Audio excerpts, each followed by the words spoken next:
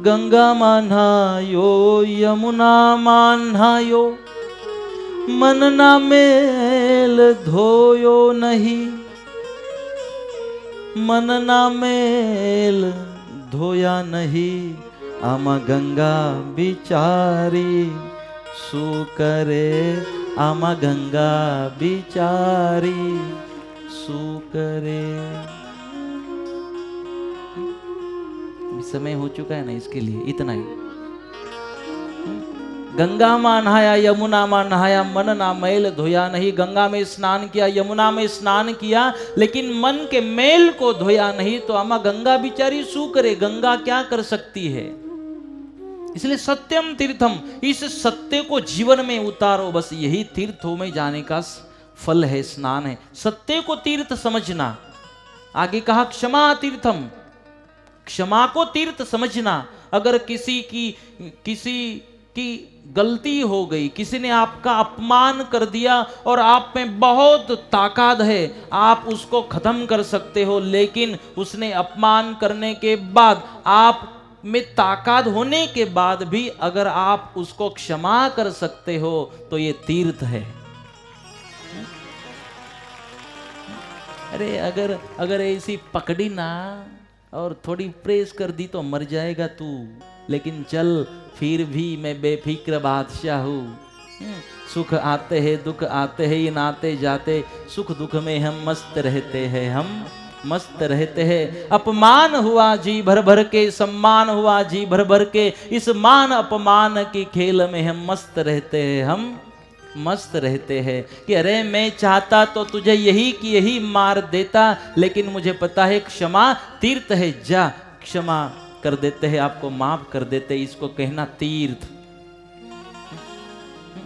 नहीं तो फिर गंगा सागर में जाके लोग गंगा फल खाना छोड़ देते। पता नहीं गंगा फल के भाव में क्यों खराबी लाते लोग। गंगा फल कहते उसको मराठी में, गुजराती में शू के?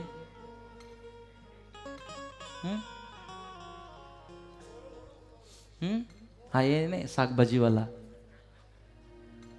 टेंडू, सुरट ना सुरट।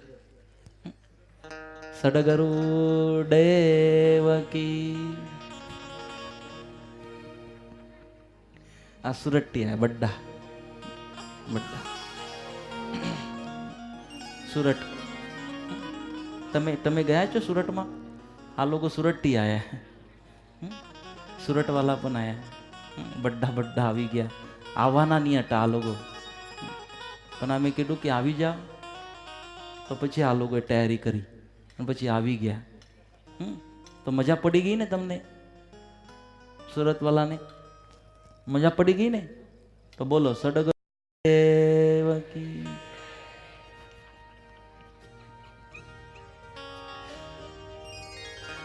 सत्यम तीर्थम क्षमा तीर्थम, तीर्थम इंद्रिय निग्रह। सत्य तीर्थ है, सत्य को जीवन में उतारना, तीर्थों में जाने का फल मिलेगा, पवित्र बन जाओगे। क्षमा कर देना कभी किसी को, क्योंकि हम तो हमेशा कहते हैं कि खुद से गलती हो जाती है और कितना जल्दी खुद को माफ कर देते हो। जब खुद से गलती हो जाती है तो हम भी तो खुद को कितने जल्दी माफ कर देते हैं, उतने उससे भी जल्दी, उससे भी पहले औरों को भी माफ कर दिया करना। इसको कहते हैं तीर्थम। आगे कहा तीर्थम इंद्रिय निग्रह, इंद्रियों के ऊपर अंकुश रखना ये तीर्थ है। निग्रह, उनके ऊपर कंट्रोल रखना जरूरी है। काम, क्रोध, लोभ, मद, मत्सर, ये चीजें जरूरी है, लेकिन निग्रह जरूरी है इनके ऊपर। ये हमारे ऊपर हावी न बन जाए, ये हमारे कंट्रोल में रहे। अगर आप आपके इंद्रियों को, जैसे कि आज महाशिवरात्रि का दिन था और आज के ही दिन बहुत अच्छी सब्जी बनी, बहुत अच्छी उसकी सुगंध भी आ रही थी, लेकिन अगर आप को जो सब्जी पसंद थी वो पसंद सब्जी की आपने याद भी नहीं की, मन भी नहीं हुआ, कि आज तो महाशिवरात्रि का दिन है, आज तो जितना हो सके भोले को याद करना है, खाने के लिए तो पूरी जिंदगी पड़ी है, खिला पिला कर देह बढ़ाई वो भी मिट्टी में मिलाना है, कर सत्संग अभी से प्यारे नहीं तो फिर पछताना है। इसीलिए अगर महाशिवरात्रि का व्रत है और कुछ चीज खाने का मन हो जाए लेकिन फिर भी आप छोड़ देते हो, मतलब आपने खुद के ऊपर कंट्रोल कर दिया, इसको कहना निग्रह। इसीलिए इंद्रिय के ऊपर निग्रह करना ये तीर्थ जैसा है, इसको तीर्थ समझना। दूसरी बात, सर्वभूत दया तीर्थम तीर्थम आर्जवमेव च। सर्वभूत दया तीर्थम, जितना फल आपको त्रिवेणी संगम या किसी और जाकर नहीं मिलेगा ना, ये मेरे विचार में कहता हूं, जो शास्त्रों के, सबके विचार अलग हो सकते, जो आपको अच्छा लगे वो आपने लेना है, जो अच्छा दे रहा हूं वो मेरे गुरुदेव का है, और जो गलत आपको लगता होगा वो मेरा है, मेरा वापस कर देना, आगे फिर पिंपरी नांदू में सत्संग में काम आएगा। हमारा तो काम यही, बस यहां से उठे वहां गए, वहां से उठे, चलती का नाम गाड़ी, चलते का नाम साधु, पानी वही तो भलू ने, साधु चलता भला। इसीलिए तीर्थ ही इसको समझना, सर्वभूत दया तीर्थम, सारे जीव प्राणी मात्राओं के ऊपर दया करना। नहीं तो यह बकरे का मांस खाए जा रहे हो, अंडे खाए जा रहे हो, किसी मुर्गी को खाए जा रहे हो, और इलाहाबाद त्रिवेणी संगम में जाकर स्नान करना चाहते हो। किसने कहा त्रिवेणी संगम में जाने के बाद आप पवित्र बन जाओगे? आने के बाद भी उतने दिन छोड़ देते। जब श्रावण मास आएगा तो हर हर भोले महादेव भोले, श्रावण मास में कुछ खाएंगे पिएंगे नहीं, जब श्रावण मास पूरा होगा तो पूरा वो कोटा पूरा कर देते अगले महीने में। जितना नहीं खा सके थे उतना अगले महीने में पूरा कर देते, बैलेंस लेवल। क्या इसको आप भक्ति समझते हो? इसको तब समझते हो, इसको शिव भक्ति समझते हो? नहीं, सर्वभूत दया तीर्थम, सारे जीव प्राणी मात्रों के ऊपर दया भाव रखना, प्यार करना सब जीव प्राणी मात्राओं के ऊपर। तो किसी त्रिवेणी संगम में जाने मिले न जाने मिले, किसी तीर्थों में जाने मिले न मिले, कोई जरूरत नहीं है। आप सारे जीवों में ही तीर्थों को देख रहे हो और सारे जीवों की सेवा को आप तीर्थ समझते हो, आप जीत गए। फिर आपको वहां भगवान के पास जाने की नहीं, भगवान ढूंढते ढूंढते आपको आपके पास आएंगे। इसीलिए सर्वभूत दया तीर्थम तीर्थम आर्जवमेव च। आर्जव का मतलब है सरलता, हमारे स्वभाव का सरल होना तीर्थ समान है। देखो, आप संतों को मानते हो, आपकी हमारे ऊपर भी श्रद्धा है, आप मानते हो महाराज आपके दर्शन कर लिए, अब तीर्थों में जाने की जरूरत भी नहीं है, आप ही हमारे लिए तीर्थ हो, बोलते तो हो श्रद्धा से। लेकिन आपने हमें तीर्थ क्यों समझा? क्योंकि सरलता को आपने तीर्थ समझा, जनार्दन को नहीं, उसके शरीर को नहीं, उसके सरलता को आपने तीर्थ समझा। इसका मतलब सरलता एक तीर्थ है, सरल बन जाओ। जो पशु होते हैं ना, उनको आड़ा बनाया भगवान ने, चलते सीधा है। आदमी को सीधा बनाया लेकिन कभी सीधा चलेगा नहीं, आड़ा ही चलेगा। सरल बन जाओ। जब सांप भी अपने घर में जाता है ना तो सीधा होके जाता है अपने घर में, सांप सरल होकर जाता है, भले बाहर निकलने के बाद थोड़ा, लेकिन जब घर में जाता है ना तो सीधा बन के जाता है। जब गुरु के पास जाओगे, किसी मंदिर में सत्संग में जाओगे, धर्म का काम करोगे तो सीधे बन के जाना, सरल बन के जाना। इसीलिए सर्वभूत दया तीर्थम तीर्थमार्जवमेव च। आर्जव का मतलब है सरलता, सरलता का होना ही तीर्थ माना गया। आगे कहा दानम तीर्थम दम तीर्थम संतोषस्तीर्थमुच्यते।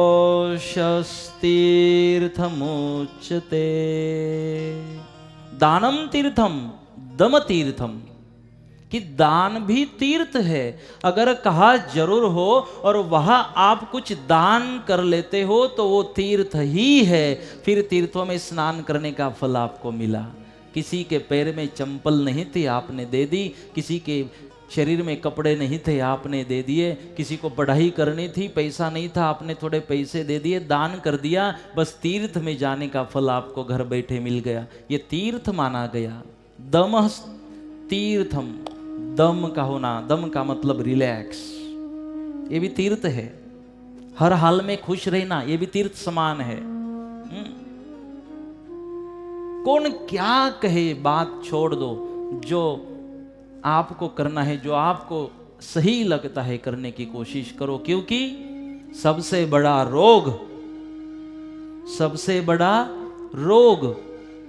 क्या कहेंगे लोग, सबसे बड़ा रोग क्या कहेंगे लोग, ये सबसे बड़ा रोग है। इससे तो बाहर निकली थी संत मीराबाई, तब तो भगवान मिले थे। मिले ही नहीं तो भगवान उसके साथ नाच रहे थे। क्योंकि सबसे बड़ा रोग है, क्या कहेंगे लोग। छोड़ो बेकार की बातों को, कहीं बीत न जाए रहना। लोग तो कुछ भी कहेंगे, लोगों का काम है कहना। तो इसीलिए दमस तीर्थम, बस हम आसानी से अपना जीवन जिए। दम का मतलब है शांति रखे, वो भी एक तीर्थ है। ब्रह्मचर्य परम तीर्थम च प्रियवादिता। ब्रह्मचर्य भी एक तीर्थ है। ब्रह्मचर्य का पालन करना भी तीर्थ समान है। परम तीर्थम, सबसे बड़ा तीर्थ ब्रह्मचर्य को माना गया। और दूसरी बात कही प्रियवादिता, मीठू मीठू बोलो, नमी नमी चालो, हंस थईने चालसो तो मोतीनो दाना चराय। प्रियवादिता, कि हमारी वाणी प्रिय बन जाए, ये भी तीर्थ है। इसका दूसरा मतलब होता है कि प्रियवादिता का मतलब ब्रह्म का चिंतन, ब्रह्म का चिंतन करते रहना, भगवान का चिंतन करते रहना। बोलते ही ना, मन चंगा तो कठोट में गंगा। कि अगर आपका मन पवित्र हो, मन शांत हो, स्थिर हो, तो वही गंगा आएगी। आपको गंगा के पास जाने की जरूरत नहीं है। इसी तरह ब्रह्म का चिंतन करते रहोगे तो ब्रह्म को ढूंढने की जरूरत नहीं है। आपको ढूंढते ढूंढते ब्रह्म आ जाएंगे आपके पास। इसीलिए वो भी तीर्थ समान है। आगे कहा ज्ञान तीर्थम घृतिस्तीर्थम तपस्तीर्थ मुदाहृतमा। ज्ञान तीर्थम, ज्ञान अगर आपको मिलता है, ज्ञान सुनने की कोशिश करते, वो भी तीर्थ है। आप अभी यहां पर ज्ञान सुन रहे हो, ज्ञान की बातें सुन रहे हो, तो ये तीर्थों में स्नान ही कर रहे हो। अब हम तीर्थों में स्नान कर रहे हैं। सारे के सारे तीर्थ, 12 ज्योतिर्लिंग नहीं तो जगत के सारे तीर्थ आज यहां आ चुके हैं। भाव से, श्रद्धा से, हमारी पवित्रता से यहां आ चुके। ज्ञान तीर्थम, ज्ञान भी एक तीर्थ होता है, उसमें स्नान करना, उसको तीर्थ समझना। घृतिश तीर्थम, घृति को कहा गया धैर्य। धैर्य का मतलब हम सीधी सादी भाषा में कहते सबूरी। सबूरी भी तीर्थ है। माली सिंचे सौ गढ़ा पण ऋतुवी ना फल ना होए। आप कितनी कोशिश करो, अगर जब किसी फल का, चीकू होता है ना, एप्पल होता है, सफरचंद, उसका अगर मौसम ना हो और कितना पानी डालो, इमली का पेड़ हो, अगर इमली आने का मौसम नहीं, कितना पानी डालो, इमली आएगी? चीकू आएंगे? सफरचंद आएंगे? नहीं। ऋतु भी ना फल ना होए, जब ऋतु आएगा तो फल आना ही आना है। उसके पहले कितना जल डालो, नहीं आने वाला। इसलिए धैर्य रखो। जब अगर आपने कुछ अच्छा किया होगा तो जगत में किसी के बाप की ताकत नहीं जो आपका बुरा करे। अगर आपने कुछ अच्छा किया हो तो आपको डरने की जरूरत नहीं है। कोई आपका बाल न बांका कर सके, कोई आपका बिगाड़ नहीं सकता। इसलिए बस जब कठिन परिस्थिति आ जाए तो धैर्य रखना, और जब संत कहते हैं जब दुख भोगत ना पड़े तो समझना कि बस जीवन के अगले पड़ाव में सुख आपकी राह देख रहा है। दुख के बाद सुख जरूर आता है जीवन में। तो इसीलिए धैर्य रखना, सबूरी रखना, खुद को संभालना। क्योंकि जब थोड़ा सा टेंशन आ जाता है तो हम विचलित हो जाते हैं और टेंशन को बढ़ाते रहते हैं। लेकिन अगर टेंशन आ जाए और एकदम फटके से रिलैक्स हो जाते हो तो सॉल्यूशन आएगा और टेंशन वही के वही खत्म। जब शांत रहोगे, धैर्य रखोगे तो सॉल्यूशन आएगा। विचलित हो जाओगे तो और टेंशन बढ़ेगा। इसलिए धैर्य, सबूरी जरूरी है। तो सबूरी रखना, एक दिन आपका होगा। तो इसीलिए कभी कुछ विचलितता जीवन में आ जाए तो धैर्य रखना। यह धैर्य भी तीर्थ है, तीर्थ समान है। धृतिश तीर्थम ज्ञान तीर्थम घृतिश तीर्थम। घृति हमने देखा, घृति का मतलब धैर्य। आगे कहा तपस तीर्थम मृदा हृतमा। तप भी तीर्थ है। हम रुद्र याग के माध्यम से सुबह 8 बजे से बैठते तो 12 बजे तक, दोपहर में 2 बजे से 5:30 बजे तक इतना बैठते हैं। मैं तो मानता हूँ ये पटेल तो कभी बैठे नहीं होंगे शांति से इतना समय, पूरा दिन। क्यों पटेलो ऐसे पलाठी मार के बैठे थे कभी दिन भर? और बैठे भी होंगे तो शांति से बैठे थे? नहीं। लेकिन ये आपने ये तप किया, आप बैठे, आपको पता था ये सही जगह। और कितने सारे भाविक हमारे यहाँ के भी रुद्र याग में बैठे। तो जरूर इतना दिन भर याग में बैठना, ऊपर से तड़का, तड़के का मतलब है टेम्परेचर, धूप। तड़का गुजराती में कहते। ऊपर से इतनी धूप, नीचे से तो जमीन इतनी नरम है वहाँ की कि बहुत। पहले ही दिन हम बैठे, बाद में जब बैठे तो कुर्सी पे ही बैठे, नीचे बैठने की ताकत ही नहीं हुई। आप पूरा दिन बैठ रहे हो वहां पर। तो ये तप है, तपस्तीर्थम।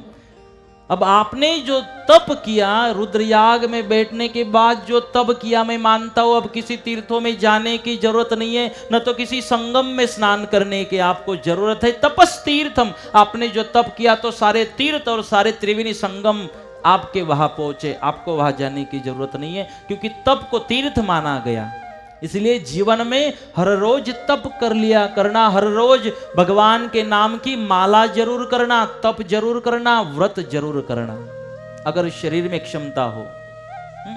इसीलिए शरीर को तपाना पड़ेगा आपको, तब कुछ मिलेगा।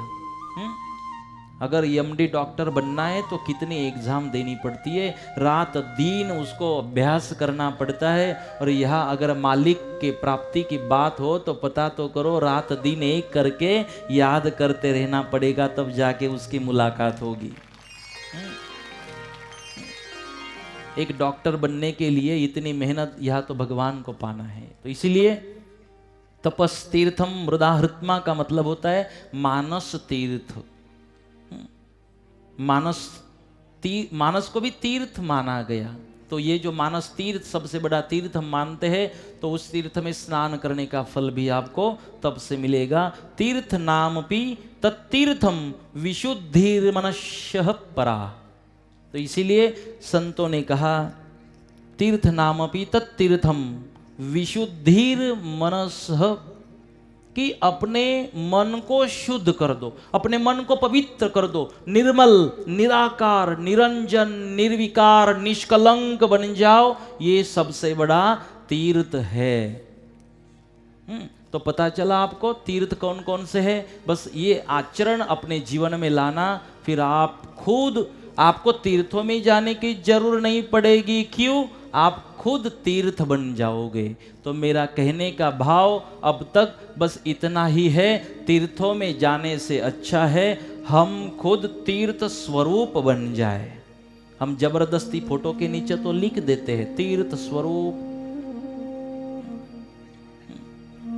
तीर्थ खुद बन जाओ, खुद पवित्र बनो, खुद तीर्थ बनो। आपको देख के किसी को लगे कि बस आज तो तीर्थों में स्नान करने का फल मिला और किसी तीर्थ में जाना नहीं है, खुद तीर्थ बन जाओ, पवित्र बन जाओ। यही शिव जी का चरित्र है, महादेव जी का चरित्र है। तो इसीलिए मैंने कहा था महादेव जी जो मुझे पता चले उनको मैं आपके सामने रखूंगा। तो इसीलिए आप सबको बहुत बहुत धन्यवाद। आज महाशिवरात्रि का दिन, धमाल का दिन, जलसा का दिन। तो एक बहुत एक अच्छी झांकी, चमत्कार वाली झांकी आप भी याद करोगे कि गए थे महाशिवरात्रि महोत्सव में, भूलने के बाद भी आप भूलोगे नहीं। ऐसी एक झांकी, ऐसा आज का ये प्रसंग, क्योंकि हर साल एक नया चमत्कार हम जरूर महाशिवरात्रि के दिन दिखाते हैं। पहले साल भी दिखाया था ना एक चमत्कार, कौन सा? हमने एक कथा सुनाई थी पहले साल शिवरात्रि में। अकुल सिंह राजा, अकोला का जो राजा था उसकी कथा सुनाई थी। फिर पिंड में जो उसकी पत्नी थी गायब हो गई, और जब पिंड खुली तो उसमें कुछ नहीं था, वापस पिंड बंद हो गई। जब पिंड खुली तो उसमें से शंकर जी प्रकट हो गए थे। ऐसा चमत्कार पिछली बार हमने देखा था। तो आइए और एक बहुत एक बढ़िया कथा यहाँ पर आपको हम सुनाना चाहते हैं महाशिवरात्रि के इस पर्व पर, और वो कथा है भस्मासुर की।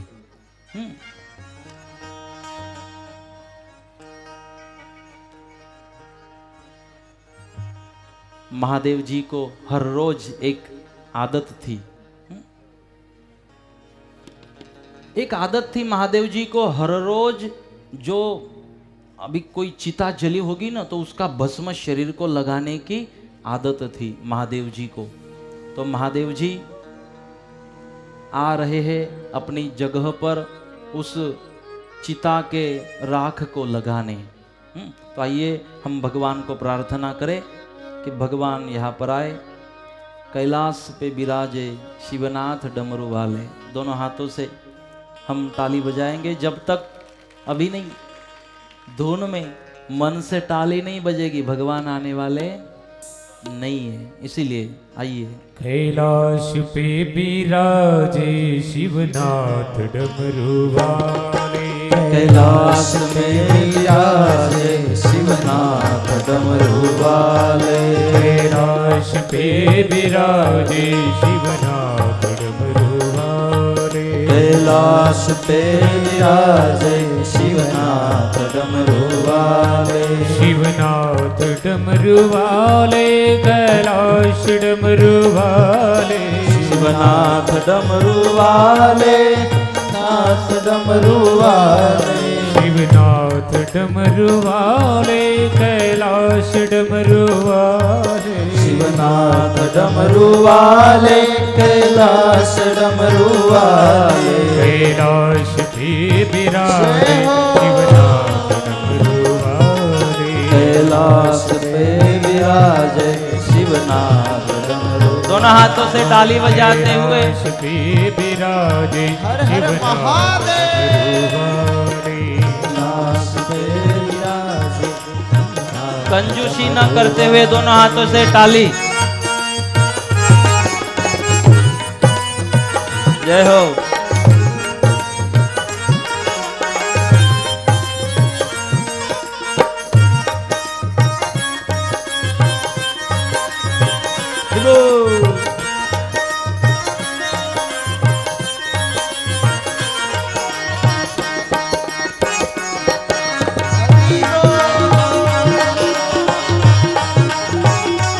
जय हो।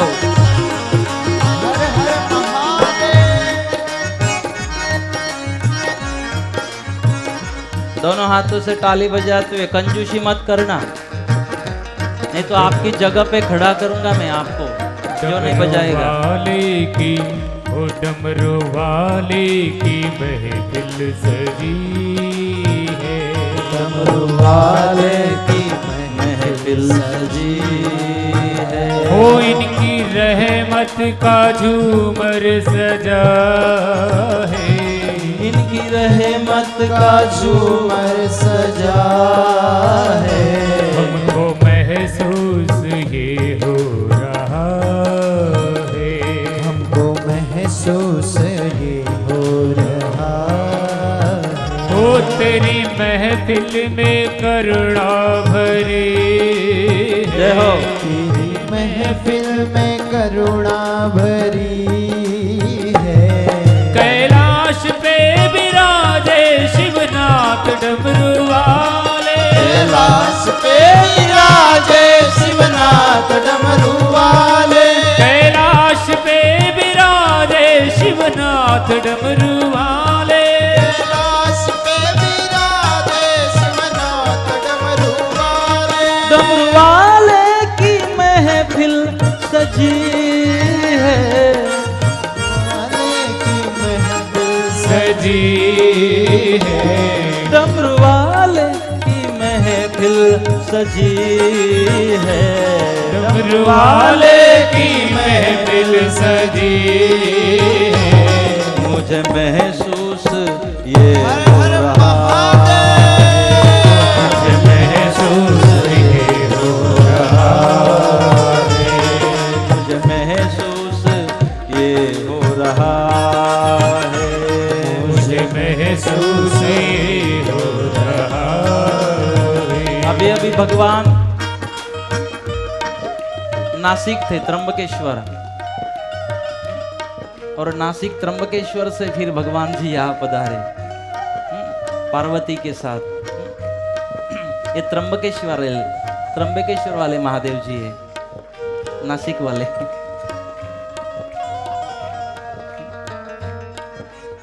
और आज के दिन, महाशिवरात्रि के दिन, इस महादेव जी का हमें दर्शन, दोनों हाथों से भाव से ताली बजाते हुए महादेव जी